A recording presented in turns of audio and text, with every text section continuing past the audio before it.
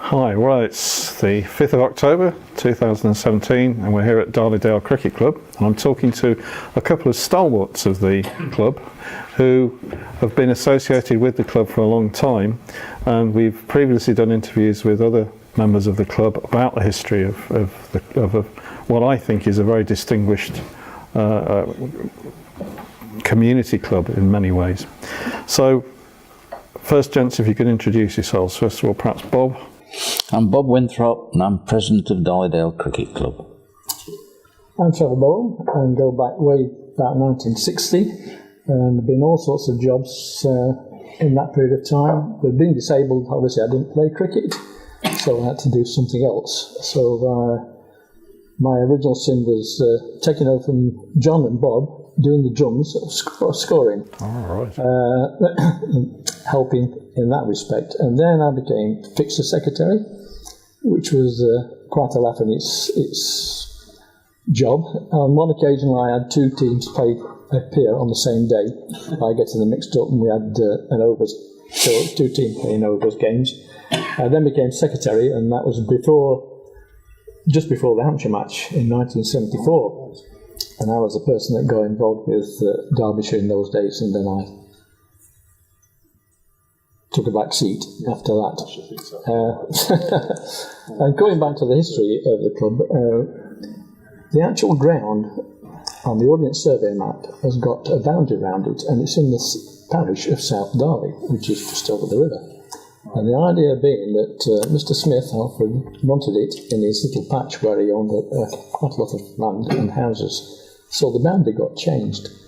And then we decided that we wanted to join the village cricket competition. So it says, well, Darley Dale didn't qualify, but South Darley would. But it didn't pull any punches, so we didn't do that at all. And one Richard, early on in the thing, mentioned about the legacy that Mr. Smith of £5,000.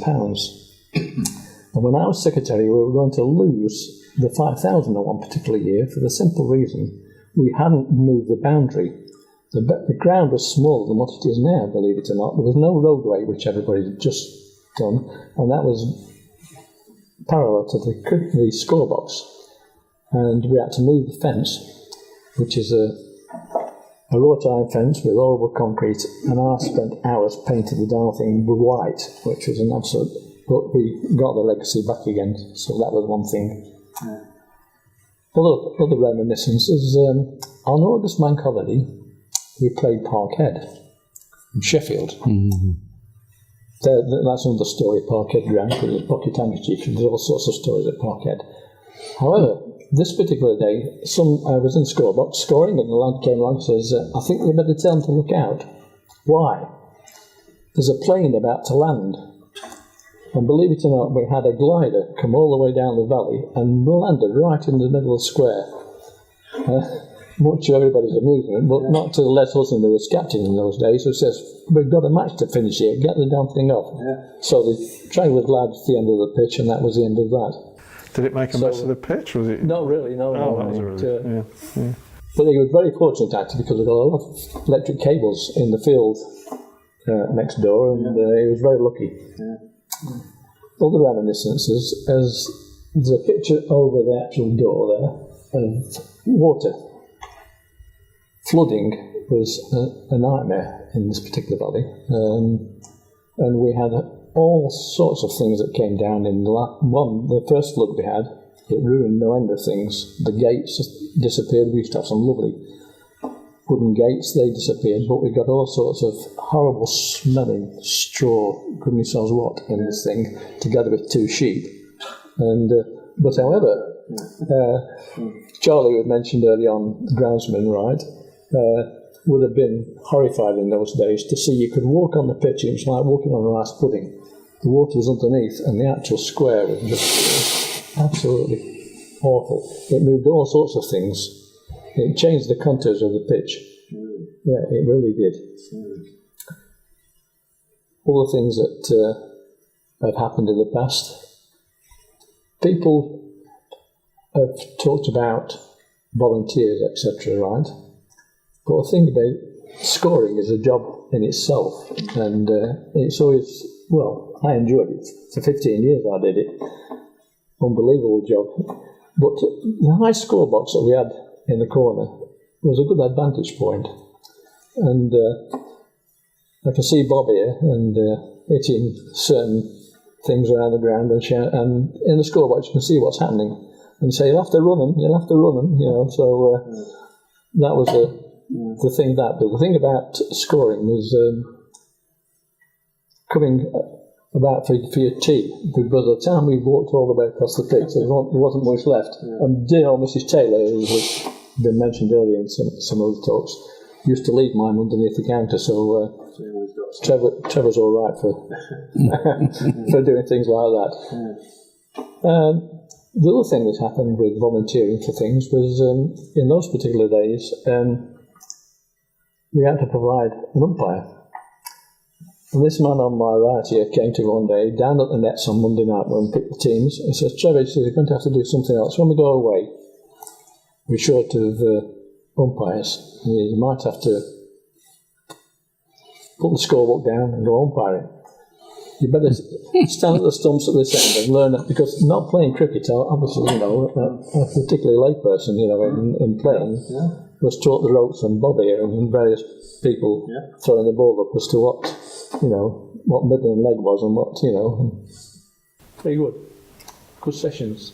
So you didn't have any controversial decisions? Oh, that was in the days of friendlies, wasn't it, Trevor? Yeah, days of friendlies, yes, right. because when we joined the league, we obviously had to provide an umpire anyway. Yeah.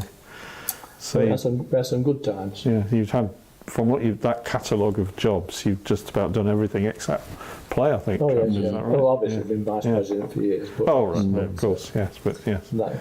Yeah. He was a great scorer. He really was. When he put 4 against my name, I used to always clap. But I actually enjoyed doing the stats at the end of the year. Mm-hmm.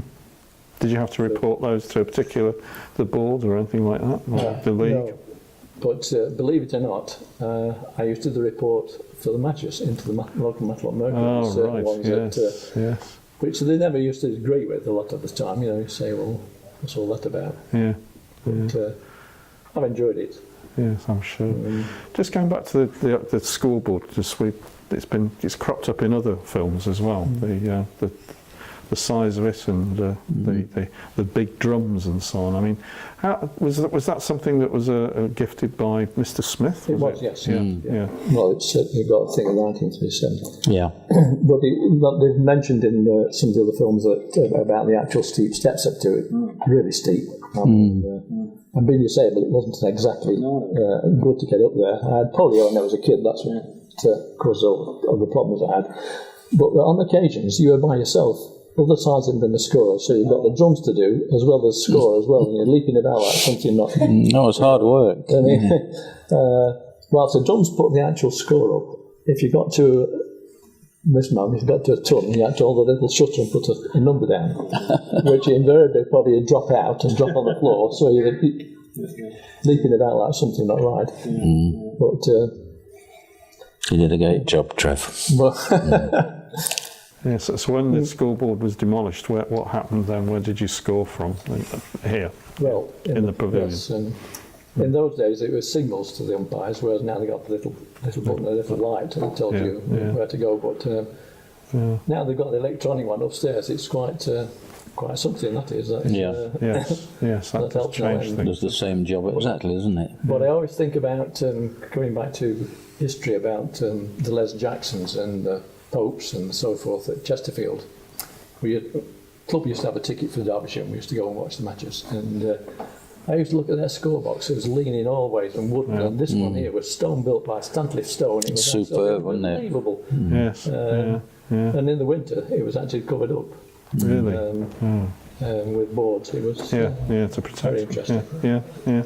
So was there a sort of community of scorers as well? Did you get to know some of the other, the club scorers elsewhere? Oh, yeah, the club scores a lot of ladies actually. Really? But didn't particularly like going up the steps, so I used to go up first and then the ladies would go afterwards. Yeah, well, yes, understandably, yes. I just think because, I scored in the past for different things, and you often find there's a kind of, people, it sounds a bit corny, but a camaraderie, because you check each other's work, and Oh, yeah. you get to know people really well, I think. And when you don't balance at the end, Yeah. Oh, you're yeah. sticking it wide in to try and make it. Absolutely right. Yeah, I'm going to say using the extras to balance the scoreboard. Yes, that's right. Yes, perhaps we shouldn't dwell too much on that one. But No. no, but it is a feature of that sort of. You are absolutely vital to the club. If you don't get it right, but people perhaps don't know you quite so much when you're always getting it right. So it's a vital role.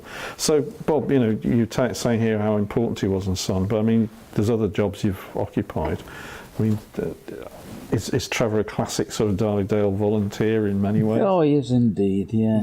We're so lucky to have so many, as Andy said, with so many older, shall we say, people who work down here and do jobs and do everything. It's marvellous to have, actually. It's it's a big ground, and it's the pavilion area and the dressing rooms are big areas. And to look after everything, and Richard plants flowers and Jim digs the garden, and it's brilliant. It really is. Really? Yeah. Fascinating. It keeps you so active, doesn't it? Yeah, as well, that's which right, is really yeah. good. And you get to see each other. Well, regularly. and you become very proud of what you do as well, Jim, don't you? Yeah. I think And that's it's a absolutely fact. clear. It's great. Yeah. It's a great club. Yes, definitely. And I think one of the things that you were saying, Trevor, about earlier, you moved through those different roles in the club and so on, and it sounds from the previous films we've done about the bringing young people in. There's still some traditions you can bring people along with and helping out and so on. So, have you got any? Have you?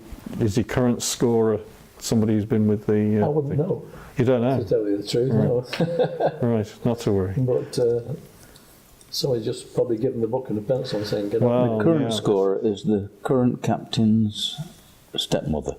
Oh, Right, Yeah. I got there. Yep, Got it. Good. Yes, Yeah. another classic right, isn't it, volunteer. Jim? I Yeah, don't know. Yeah. The relationship. Yeah, it is. yeah. Yeah, that's But right. again, a volunteer, somebody who's happy to spend some time helping out. So Yep. that's really important. one final one that I remember was Bob coming along and says, I've got a new bat here, Trevor, I want it knocking in. And they give you an old ball and a nylon stocking, and Yeah. absolutely, I spent hours. He did a great job, Trev. He did a great job. Yeah, that's an interesting one, isn't it? Knock her in. Yeah. Knock her in. Yeah. Not to knock her up or knock her in. No, knock her in. Yeah, that's great. Gents, thank you, and long may you continue to create memories. That's great. Thanks very Thank much you. indeed. Thank Thank you. Well done, Trev. Yep.